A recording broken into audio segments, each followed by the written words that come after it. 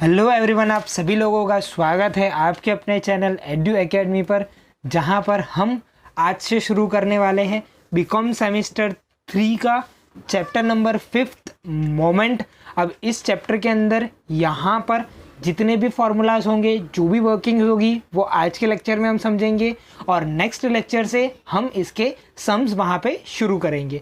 तो BCom semester 3 statistics 3 chapter number 5 moments. अब ये जो हमारा चैप्टर है, इस चैप्टर के अंदर दी मोस्ट इम्पॉर्टेंट थिंग, सबसे पहली बात मोमेंट।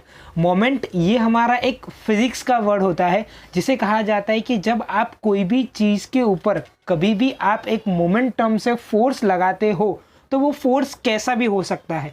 वो फोर्स या तो फिर वो सेंट्रल फोर्स होगा, या तो फिर वो रो वाइज लग रहा होगा, या तो फिर वो रो वाइज लगेगा। अब यहाँ पे ध्यान रखना, इट्स एन रो, मतलब कि आर और डब्ल्यू, इट्स एन रॉ, ये रॉ है। अब यहाँ पर सेंट्रल मतलब कि कहीं एक जगह से, तो उसे हम कहते हैं सेंट्रल मोमेंट। और नेक्स्ट हमारा क्या होता है, रॉ मोमेंट, यानी कि आप कहीं से भी कोई भी एंगल से आप फोर्स वहाँ पे लगा सकते हो। तो पूरे चैप्टर के अंदर यहाँ पर हमको ये दो ही फॉर्मूलाज दे के रखे हैं। इन दो फॉर्मूलाज के बेस पे से हमको पूरा का पूरा चैप्टर के जितने भी सम्स है उसे सॉल्व करना रहेगा। अब ये दो फॉर्मूला में कुछ थोड़े बहुत माइनर और थोड़े बहुत मेजर डिफरेंस है। कभी कभी आपको क्वेश्चन के अंदर ये भी कहा होगा कि आपको रॉ मोमेंट्स पे से सेंट्रल मोमेंट्स भी फाइंड आउट करनी पड़ सकती है, तो वहाँ पर इसके भी अलग से फॉर्मूलाज है। मीन ढूंढना रहेगा, वेरिएंस ढूंढना हो सकता है वहाँ पे।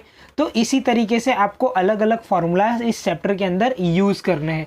बट ध्यान रखना, बेसिक फार्मूला जो है वो तो सिर्फ दो ही है, एक हमारा सेंट्रल और एक हमारा रॉ मोमेंट। इसके ऊपर से वहाँ पर डिफरेंट कंडीशंस के हिसाब से अलग अलग फार्मूलाज को वहाँ पर डिज़ाइन करा गया है।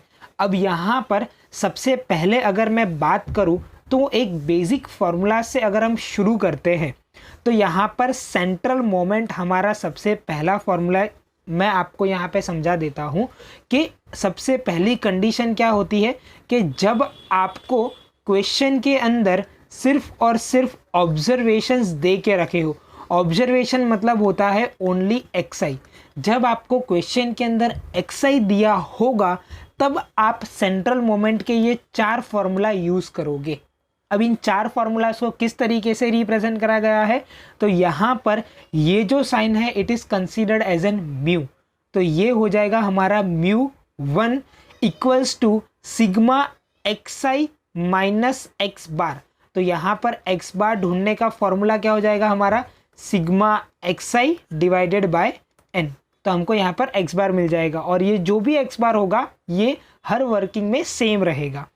नेक्स्ट हमें क्या कहा गया है, μ2 equals to sigma x i minus x bar का होल स्क्वायर। तो यहाँ पर स्क्वायर कर देंगे हम। यहाँ पर μ3 मतलब कि उसके पावर में क्या आ जाएगा, यहाँ पर 3, μ4 तो पावर में क्या आ जाएगा 4। तो यहाँ पे सिर्फ एक माइनर सा डिफरेंस है हर एक के अंदर। फर्स्ट वैल्यू ढूंढी, अगर 2 ढूंढना है तो आप स्क्वायर कर दो, 3 ढूंढना है तो आप 3 लिख दो, 4 ढूंढना है तो आप यहाँ पे 4 लिख दो। तो जब अगर आपको क्वेश्चन के अंदर ऑब्जर्वेशन मतलब कि एक्सआई दिया होगा, तब आप इस फॉर्मूला का वहाँ पे यूज़ करोगे। नेक्स्ट अगर हम बात करें तो रॉ मोमेंट्स की, तो रॉ मोमेंट्स में भी सेम कंडीशन है अभी इस फॉर्मूला के अंदर कि जब आपको क्वेश्चन के अंदर ऑब्जर्वेशंस दे के रखे होंगे, इसका मतलब कि आपको एक्सआई दिया हुआ है, तब आप ये फॉर्मूला रॉ मोमेंट्स के यूज़ करोगे। अब रॉ और सेंट्रल के बीच में यहाँ पर जो डिफरेंसेस है, वो सबसे पहला डिफरेंस यहाँ पर μ1 तो लिखना है, लेकिन 1 के ऊपर यहाँ पर एक डैश भी लगेगा। इसी तरीके से हर एक के अंदर ऊपर आप देख सकते हो छोटे से यहाँ पे डैश लगाया है मैंने। तो रॉ मोमेंट हमको रिप्रेजेंट इसी तरीके से होगा कि जब भी आप μ1 लिखते हो या कोई भी म्यू लिखते हो, तो आपको ऊपर डैश लगाना रहेगा। तो ये रिप्रेजेंट करेगा आपका रॉ मोमेंट को। सेकेंड चीज़ यहाँ पर रॉ मोमेंट के अंदर क्या होती है, आपको क्वेश्चन के अंदर अबाउट के साथ जो भी नंबर दिया होगा वो आपका क्या होगा, ए। फॉर एग्जाम्पल अबाउट 5 लिखा है, तो ए इक्वल्स टू कितना हो जाएगा हमारा 5।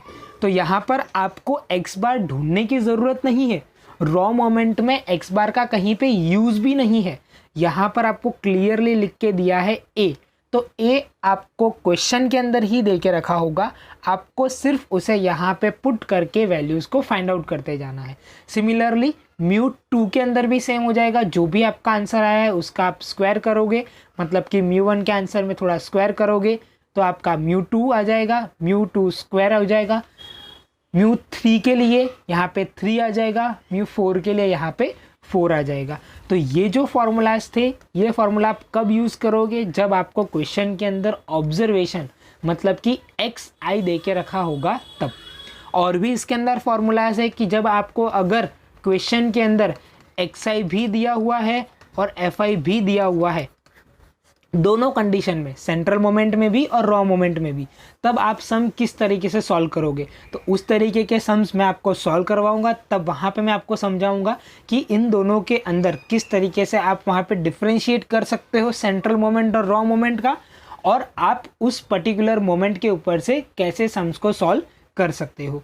नेक्स्ट यहाँ पर जो फॉर्मूला है वो द मोस्ट इम्पॉर्टेंट फॉर्मूला है। अब द मोस्ट इम्पॉर्टेंट फॉर्मूला मैं यहाँ पे क्यों कह रहा हूँ, बिकॉज ये रॉ मोमेंट पे से आपको सेंट्रल मोमेंट फाइंड आउट करने का ये एक ही फॉर्मूला है।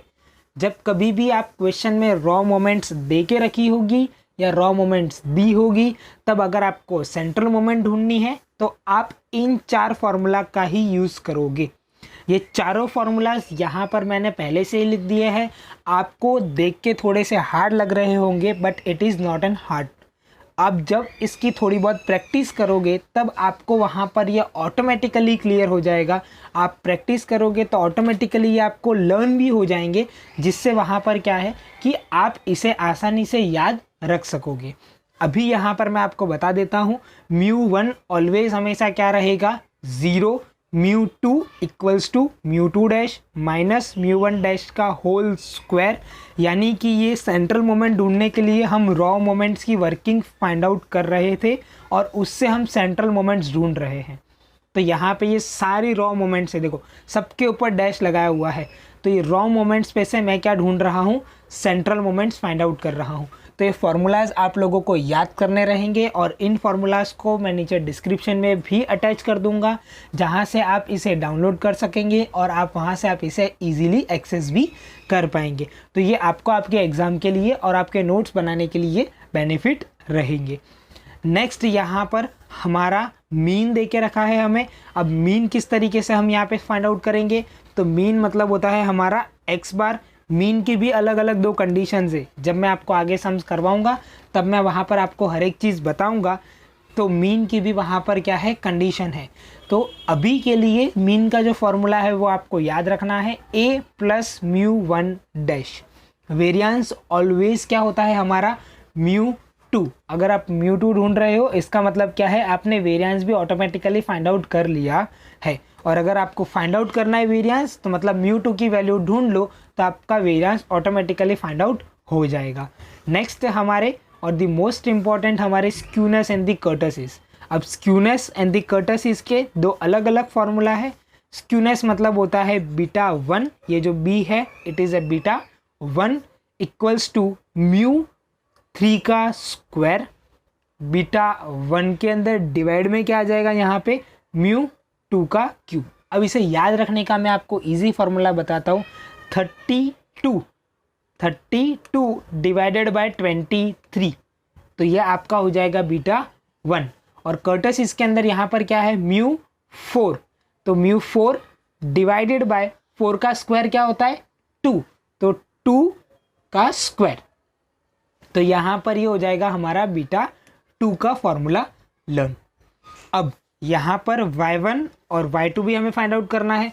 तो y1 के लिए हम क्या यूज़ करेंगे, β1 का जो भी आंसर आया होगा उसको हम रूट में लिखेंगे, तो हमारा यहाँ पर y1 की वैल्यू हमको मिल जाएगी। और y2 की वैल्यू के लिए हम लोग यहाँ पर क्या करेंगे, β2 का जो भी आंसर आएगा यहाँ पे उसके अंदर -3 करेंगे हम, तो मुझे y2 की वैल्यू यहाँ पर मिल जाएगी। तो ये यहाँ पर इसके जो थोड़े बेसिक एंड इम्पॉर्टेंट फार्मूलाज थे वो सारे फार्मूलाज मैंने यहाँ पे अभी आपको समझाए। तो अब हम मिलते हैं नेक्स्ट लेक्चर में, तब तक के लिए bye and thank you so much.